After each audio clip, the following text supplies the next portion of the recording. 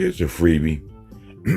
The last two probably belong more on my Patreon channel, but here's one.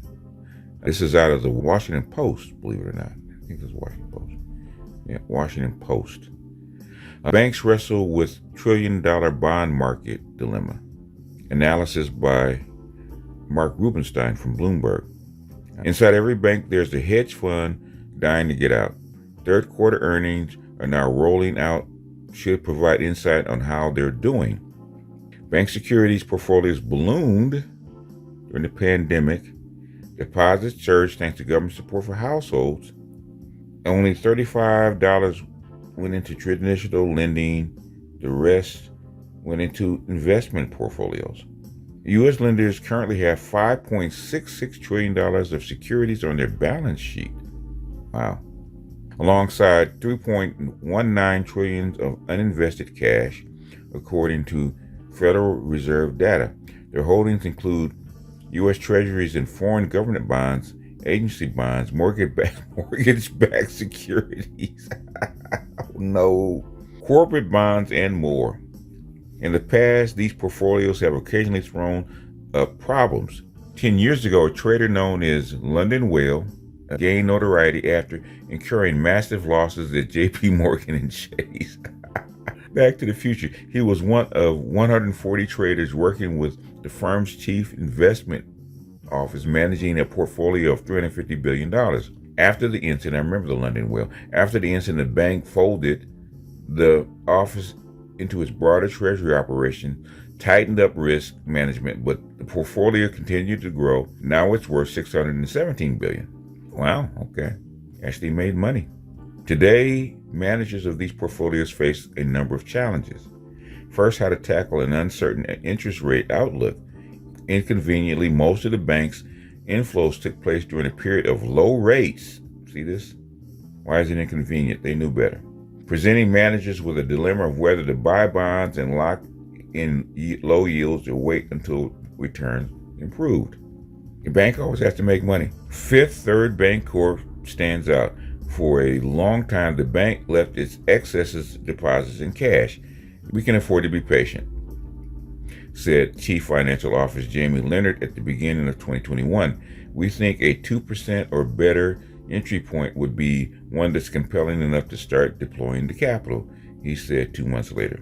Finally, as yields hit those levels in early 22, he started putting money to work, investing $19 billion over the first half of the year.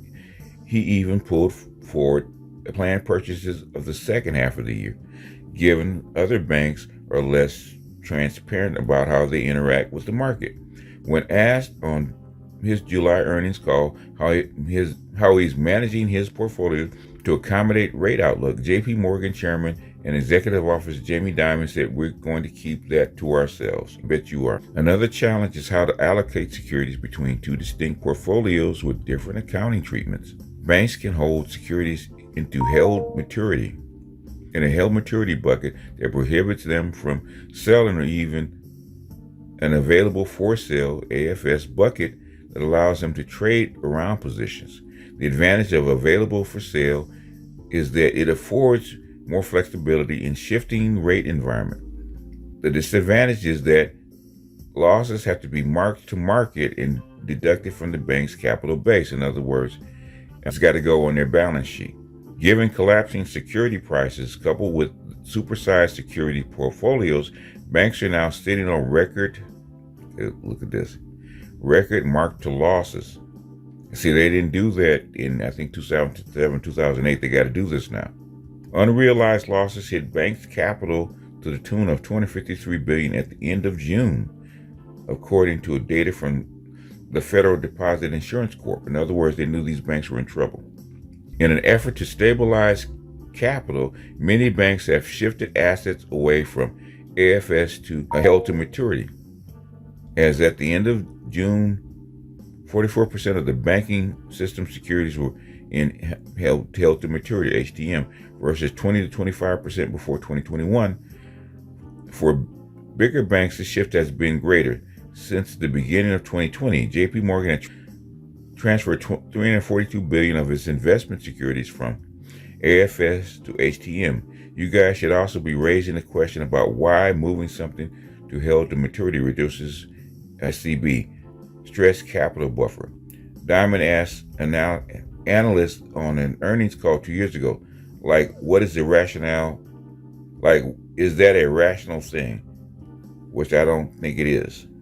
Other banks agree, including Fifth Third, Comerica Incorporated. Zions Bancorp barely used the held to maturity at all. Their capital ratios are more volatile, but they are more honest and indeed add in the hidden loss. What happens when depositors want their money back? Good question. There are signs that's beginning to happen because they need their money.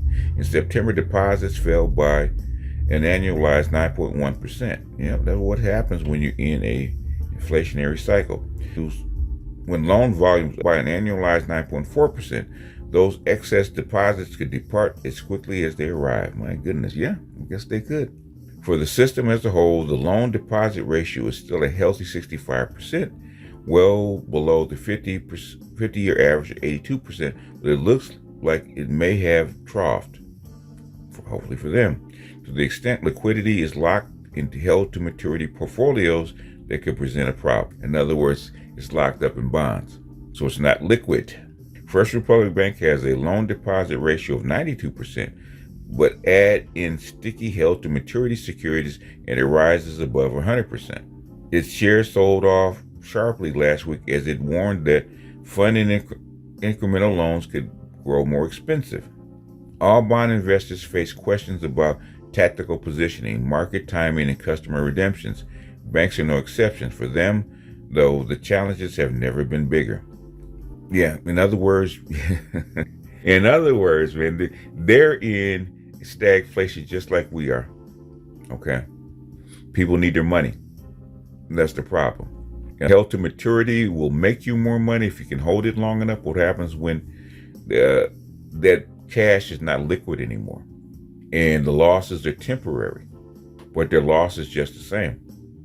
And people want their money because they're in the middle of this excess inflation, right? It's caused by the Fed. So they have to take money out. They have to take more money out than they normally would. And then the people that are scared take their money out. So what happens when these dollars, these assets that probably would make money, had to be cannibalized because people want their money. And so if that happens and they don't have the liquid cash, that means that these things have to be counted as losses. And so they're in a dilemma. They're just like the Fed, they're between a rock and a hard place. So if the Fed keeps raising interest rates, man, this is going to be a problem. More banks will fail. And since Basel III, they can't lie about them not having money. Because this is the issue. That's the issue. What happens when the math ain't mathing anymore? People want their money that's on demand, but you have them in bonds. You've invested their money, which is not really supposed to happen in a commercial bank. You've invested their money, and the money's not liquid. And or if they have to sell off bonds, they're going to lose money. That's where the issue is. We have to keep an eye on this, folks. I'm not saying you can't pull all your money out, because you pull all your money out, basically the whole system's going to collapse. So we're between a rock and a hard place too. I'm just saying, be frugal, beware, don't spend a whole lot of money that's unnecessary. And I said, as always, keep some cash on hand just in case of an emergency. Keep at least 2 weeks cash on hand, just in case of emergency. Anyhow, that's all I got for today. This is a freebie. This actually probably belongs in my Patreon, but this is a freebie because I thought it was important. And since it's in the Washington Post, it means it's okay to disseminate, unlike some other information that you probably shouldn't put out in public. But since it's here, I said I'll go ahead and put it on my regular channel. Anyhow, with that, I'm out. This is BGS.